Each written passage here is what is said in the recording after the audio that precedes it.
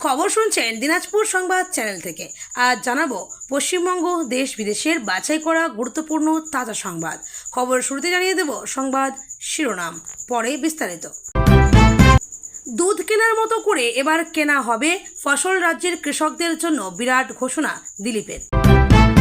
লোকসভা স্পিকারের সঙ্গে অভিষেকের সাক্ষাৎ। দলত্যাগী 20 সাংসদের বিরুদ্ধে দ্রুত সিদ্ধান্তের আর্জি তৃণমূলের। অন্নপূর্ণা ভান্ডার থেকে বঞ্চিতদের নিয়ে বিক্ষোভে মহিলা সমিতি। কলকাতার ওয়ার্ড মানচিত্র বদলাচ্ছে, পুনর্বিন্যাসের খসড়া রিপোর্ট প্রকাশ হতে পারে শুক্রবার। ঋণের টাকা শোধে দেরি, মহিলাকে তুলে নিয়ে মারধরের অভিযোগ, গা ঢাকা অভিযুক্ত। সিজেপির সংসদ অভিযানে 7 রাউন্ড ছড়া গুলি, বন্দুক চালালো এক জওয়ান। প্রাথমিক তদন্তে আর কি জানতে পারল র্যাব? 26 বগির ট্রেন দাঁড়াবে অনায়াসে। সোমবার থেকে হাওড়া স্টেশনে চালু হচ্ছে নয়া প্ল্যাটফর্ম। কত খরচ হয়েছে জানেন? ল্যান্ডফলের সময় ঘোষণা, বঙ্গোপসাগরে শক্তি বাড়িয়ে গভীর নিম্নচাপ। কোন কোন জেলায় অতি ভারী বৃষ্টির রেড অ্যালার্ট। মোদির বিকৃত ছবি মামলা, এফআইআর অভিনেত্রী শ্রীলেখার বিরুদ্ধে। কোন 3 ধারায় তদন্তে নামল পুলিশ? অভিযোগ বারুইপুর, নদিয়াতেও। প্রশ্নফাঁস রুখতে এবার করা আইন।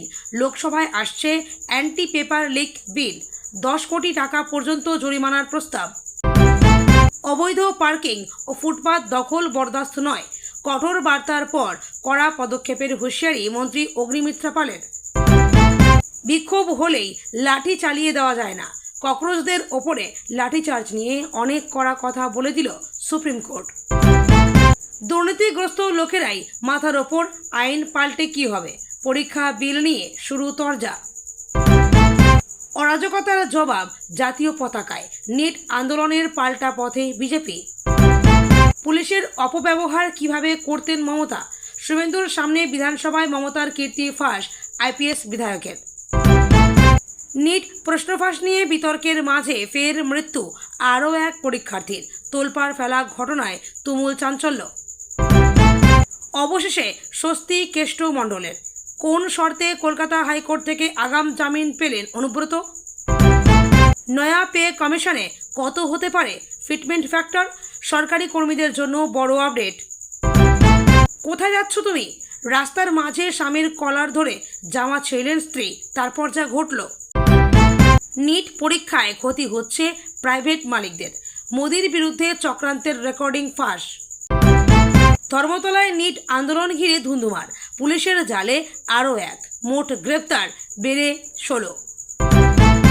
ছাত্রদের ছদ্মবেশে মিছিলে এন্ট্রি, ধর্মতলার অশান্তিতে গ্রেপ্তার আরও 2, পুনর্নির্মাণে পুলিশ। ধর্মেন্দ্রর পর টার্গেট গড়করি, এবার আসরে E20 জনতা পার্টি, সোশ্যাল মিডিয়ায় ঝড়। এতক্ষণ শুনছিলেন সংবাদ শিরোনাম, এখন আসছি বিস্তারিত খবরে। রাজ্যের কৃষকদের জন্য বড় পরিকল্পনা করছে রাজ্য সরকার। কৃষকদের ফসল বিক্রি করার পদ্ধতিতে বড়সড় পরিবর্তন আনা হচ্ছে বলে জানালেন রাজ্যের পঞ্চায়েত ও গ্রামোন্নয়ন মন্ত্রী দিলীপ ঘোষ। সোমবার সিঙ্গুর থেকে এই ঘোষণা করেন তিনি। রাজ্যের কৃষকদের সুখবর দিলেন দিলীপ। ফসল বিক্রি সংক্রান্ত সমস্যা নিয়ে অতীতে বহুবার সরব হয়েছেন কৃষকরা। তাদের অভিযোগ, মাঝে অনেকে ঢুকে পড়ায় তারা সঠিক দাম পান না। এবার সেই অভিযোগ দূর করতে তৎপর রাজ্য। আজ এমনই ইঙ্গিত দিলেন রাজ্যের মন্ত্রী। এদিন সিঙ্গুরে সুফল বাংলা ও কৃষক বাজার পরিদর্শন করেন দিলীপ। তার সঙ্গে ছিলেন স্থানীয় বিধায়ক অরূপ কুমার দাস। সিঙ্গুর কৃষক বাজারে সুফল বাংলার কাজকর্ম ঘুরে দেখার পাশাপাশি কথাবার্তা বলেন পঞ্চায়েত ও গ্রামোন্নয়ন মন্ত্রী। এরপরেই সাংবাদিকদের মুখোমুখি হয়ে বেশ কিছু ঘোষণা করেন তিনি। দিলীপ বলেন, আমরা সরাসরি কৃষকদের থেকে ফসল কেনার চেষ্টা করি, না হলে মাঝে অনেক লোক চলে আসে। সেই কারণে সুফল বাংলা ঢেলে সাজানো হবে, এটা আরও বিস্তারিত হবে। সেই সঙ্গেই ফরে রাজও বন্ধ করা হবে। রাজ্যের মন্ত্রী জানান, বর্তমানে ফসল বিক্রি করতে কৃষি হাবে যেতে হবে কৃষকদের। প্রায় 10 থেকে 15 কিলোমিটার যেতে বেশ কষ্ট হয় তাদের। সেই কারণে এবার গ্রামে গ্রামে গাড়ি নিয়ে যাওয়া হবে। দুধ কেনার মতো করে এবার ফসল কেনা হবে। এদিন কৃষক মান্ডি নিয়েও বড় ঘোষণা করেন দিলীপ। তিনি বলেন, বর্তমানে বহু কৃষক মান্ডি পড়ে রয়েছে, সেগুলি নিয়ে নিলাম করে নতুন করে শুরু করা হবে। এতে আরও অনেকে ব্যবসা করতে পারবেন। রাজ্যের পঞ্চায়েত ও গ্রামোন্নয়ন দপ্তরের দায়িত্ব পাওয়ার পর থেকে একের পর এক উল্লেখযোগ্য ঘোষণা করেছেন দিলীপ। এবার সেই তালিকাতেই জুড়ল ফসল বিক্রি সংক্রান্ত ঘোষণা। রাজ্যের এই অভিনব উদ্যোগের ফলে বহু কৃষকের সুরাহা হবে বলে মনে করা হচ্ছে। দলত্যাগী সাংসদদের বিরুদ্ধে দীর্ঘদিন ধরে ঝুলে থাকা অযোগ্যতা সংক্রান্ত মামলার দ্রুত নিষ্পত্তির দাবিতে এবার সরাসরি লোকসভার স্পিকার ওম বিড়লার দ্বারস্থ হলেন তৃণমূল কংগ্রেসের সর্বভারতীয় সাধারণ সম্পাদক অভিষেক বন্দ্যোপাধ্যায়। সোমবার সংসদ ভবনে স্পিকারের সঙ্গে সাক্ষাৎ করে অভিষেক দুটি পৃথক চিঠি জমা দেন। প্রথম চিঠিতে তিনি তৃণমূলের 20 জন বিদ্রোহী সাংসদের বিরুদ্ধে দলবদল বিরোধী আইনে দায়ের করা আবেদনের দ্রুত নিষ্পত্তি করার অনুরোধ জানান। দ্বিতীয় চিঠিতে তিনি লোকসভায় তৃণমূল সাংসদদের আসন বিন্যাসে সম্প্রতি যে পরিবর্তন করা হয়েছে তা প্রত্যাহারেরও আবেদন করেন। তৃণমূলের অভিযোগ, দলবিরোধী কার্যকলাপের অভিযোগে সংশ্লিষ্ট সাংসদদের বিরুদ্ধে বহুদিন আগেই স্পিকারের কাছে আবেদন করা হলেও এখনও কোনো সিদ্ধান্ত হয়নি। এই বিলম্ব সংসদীয় রীতিনীতি ও দলবদল বিরোধী আইনের উদ্দেশ্যকে দুর্বল করছে বলেই দলের দাবি।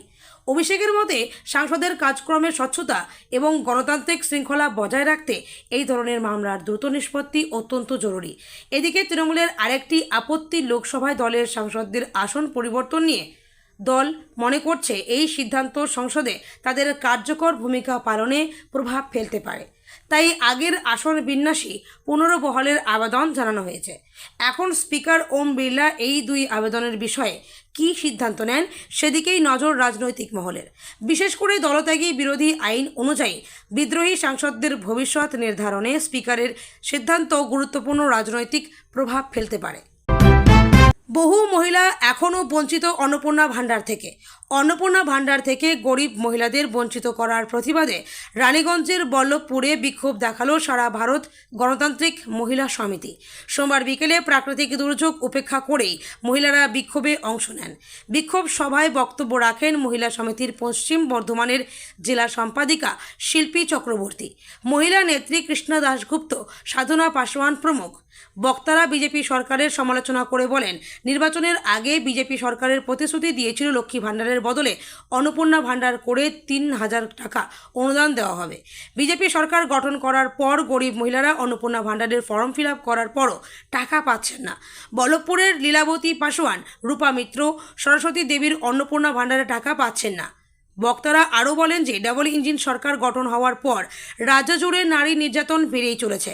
এদিনের সভায় দাবি ওঠে, এসআইআরে বাদ পড়া বৈধ ভোটারদের নাম ভোটার তালিকায় যুক্ত করতে হবে।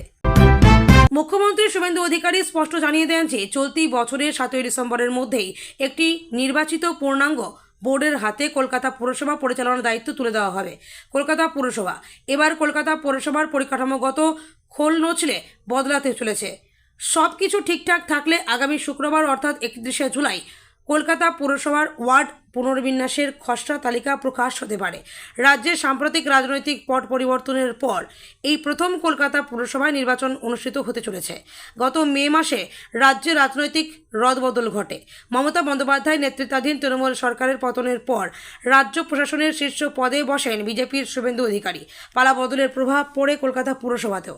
কলকাতা পুরসভার মেয়রের পদ থেকে ইস্তফা দেন তৃণমূল নেতা ফিরহাদ হাকিম। এই পরিস্থিতিতে পুরসভার দৈনন্দিন কাজ ও প্রশাসনিক ভারসাম্য বজায় রাখতে পুর কমিশনার স্মিতা পাণ্ডেকে প্রশাসক হিসাবে বিশেষ দায়িত্ব দেওয়া হয়। পুরসভার একটি অনুষ্ঠানে যোগ দিয়ে মুখ্যমন্ত্রী শুভেন্দু শহরবাসীর উদ্দেশ্যে পুনর্বিন্যাস সংক্রান্ত ঘোষণা করেছিলেন। জানিয়ে দেন, চলতি বছরের 7ই ডিসেম্বরের মধ্যে একটি নির্বাচিত পূর্ণাঙ্গ বোর্ডের হাতে কলকাতা পুরসভা পরিচালনার দায়িত্ব তুলে দেওয়া হবে।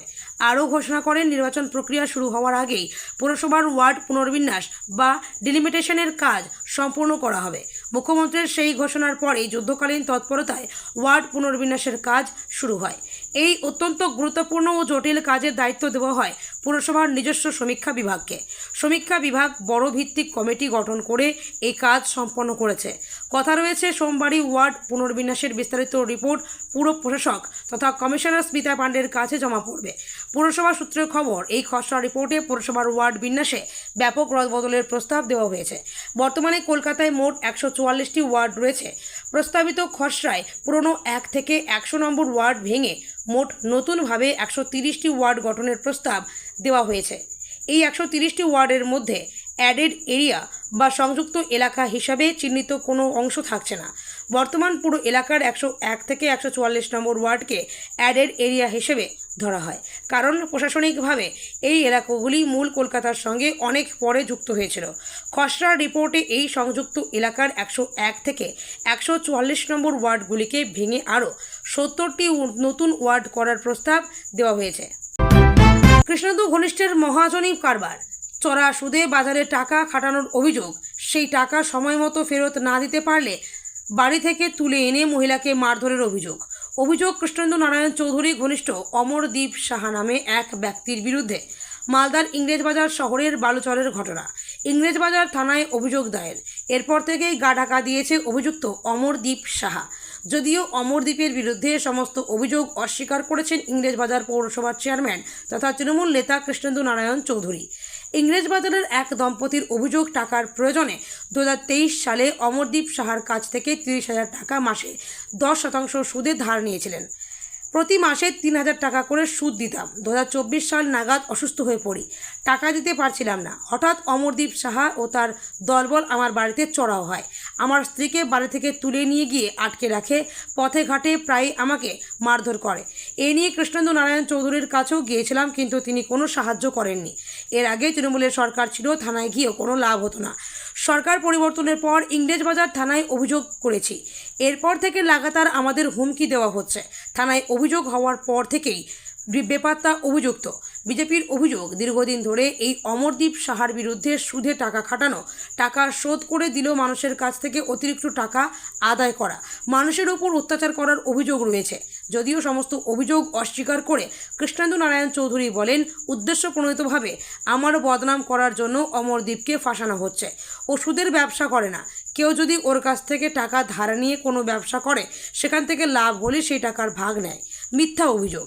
জেলার পুলিশ সুপার অনুপম সিং বলেন, ইতিমধ্যেই মামলা দায়ের করে ঘটনা তদন্ত শুরু করা হয়েছে।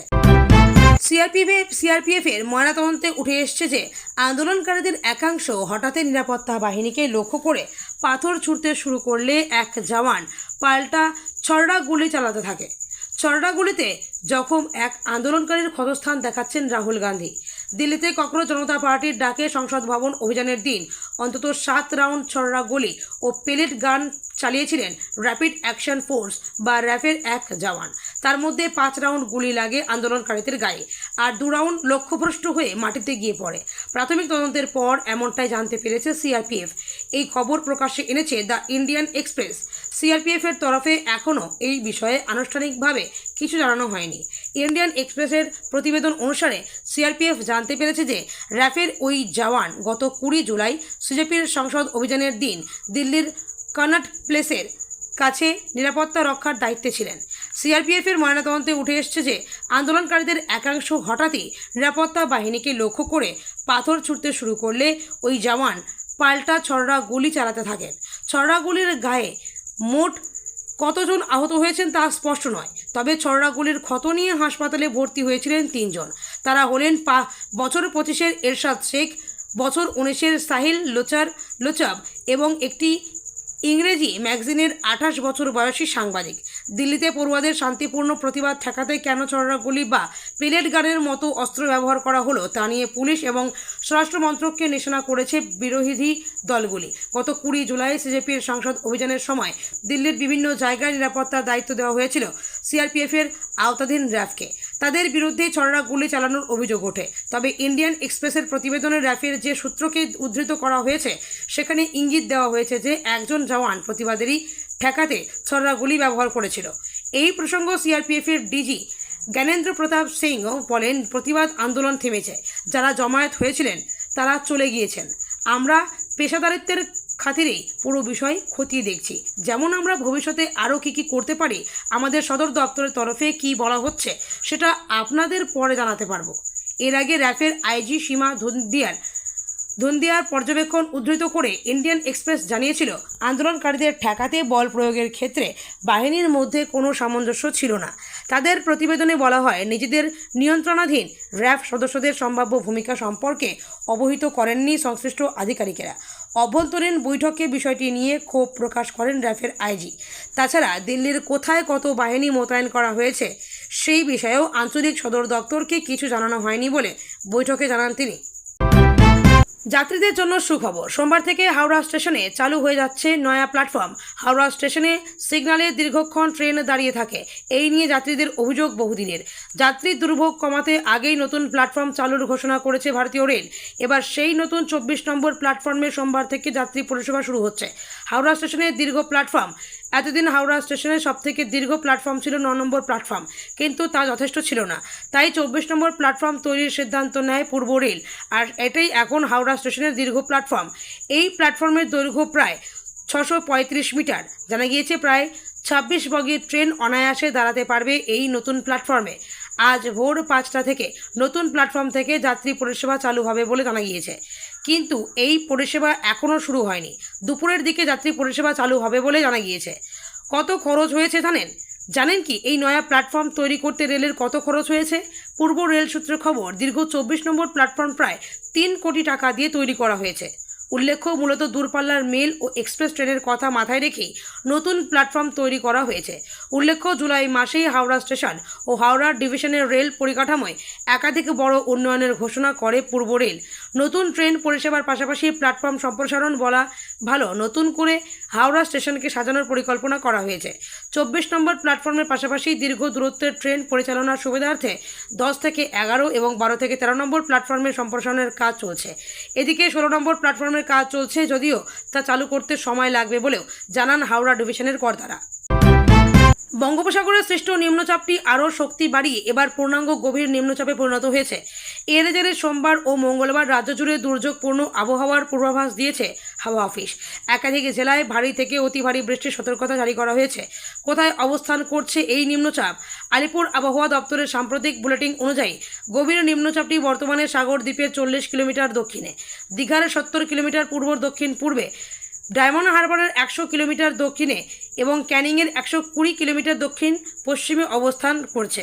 গত 6 ঘন্টায় অতি ধীর গতিতে উত্তরমুখী এগিয়ে এটি এই রূপ নিয়েছে। আজ কখন এবং কোথায় ল্যান্ডফল?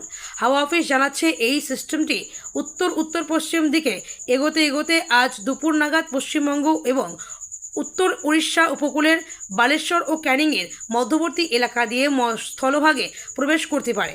এই দুর্যোগের জেরে উপকূলবর্তী অঞ্চলগুলিতে হাই অ্যালার্ট জারি করা হয়েছে এবং মৎস্যজীবীদের সম্পূর্ণভাবে সমুদ্রে যেতে নিষেধ করা হয়েছে। কোন কোন জেলায় ভারী ও অতি ভারী বৃষ্টির সতর্কতা? সোমবার দক্ষিণ 24 পরগনা ও পূর্ব মেদিনীপুরে অতি ভারী বৃষ্টির আশঙ্কা রয়েছে। পাশাপাশি উত্তর 24 পরগনা, পশ্চিম মেদিনীপুর, ঝাড়গ্রাম ও বাঁকুড়ায় ভারী বৃষ্টির পূর্বাভাস দেওয়া হয়েছে। মঙ্গলবারের আপডেট, আজ ও কাল সকালের মধ্যে পশ্চিম মেদিনীপুর ও ঝাড়গ্রামে অতি ভারী বৃষ্টি হতে পারে। এছাড়া দক্ষিণ 24 পরগনা, পূর্ব মেদিনীপুর, বাঁকুড়া, পুরুলিয়া এবং উত্তরবঙ্গের দার্জিলিং, কালিম্পং ও জলপাইগুড়িতেও ভারী বৃষ্টির সম্ভাবনা রয়েছে। কলকাতা বা পার্শ্ববর্তী অঞ্চলে ভারী বা অতি ভারী বৃষ্টির বড় কোনো সতর্কতা না থাকলেও উপকূলবর্তী জেলাগুলিতে ঝোড়ো হাওয়া ও একটানা বৃষ্টিতে পরিস্থিতি মোকাবিলায় কড়া নজর রাখছে প্রশাসন।